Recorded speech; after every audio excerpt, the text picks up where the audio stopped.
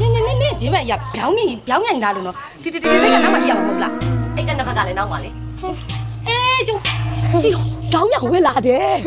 ခလေးတနာပါတယ်ခကြီးတွေကစီစနေမနက်ကို9နာရီထားတော့ဘောင်းမီတော့ပြောင်းမြန်နေစွတ်လာတယ်ဒီကူထဲမှာတကယ်ကြားရရှိရလားအခုကြားကူထဲဝင်မှာပါဝင်ဝမှာကလေးကကြားရီတွေ့နေရတယ်သူ့တမိုင်းကတော့အဲ့အရင်တော့အဲ့ကူထဲမှာတကယ်ကြားအစ်စ်တွေနေထိုင်နေဆိုတဲ့တမိုင်းမှာသူ့မှာလေကားတက်တရား1000ကျော်လောက်ရှိတော့ဘန်တို့မတက်နိုင်ဘူးအဲ့ဒါကြောင့်ဘန်တို့ကဒီဓာတ်လေကားနဲ့တက်မှာပါအဲ့ဒါစောင့်နေတာပါဒီဘက်ကလေကားကတော့ရိုးရိုးလမ်းလျှောက်တက်တယ်ဒီကားပါဟွာဖားစီကြည့်ပဲဒီ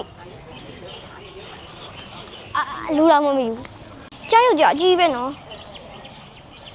လေးလေးကလည်းတဟူးဟူးနဲ့တောင်ပေါ်ကနေအောက်ကိုကြည့်ရတဲ့ဖြူကလေစပားကလေးတွေနဲ့လှလိုက်တာ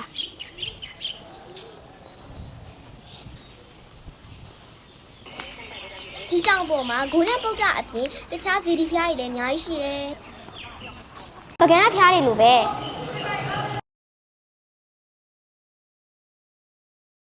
ဒါကတော့တရုတ်တံပိန်းနဲ့တူတယ်သူတို့ရဲ့လက်တန်းအားလေငကားတွေကတော်တော်ရုပ်ကြွတယ်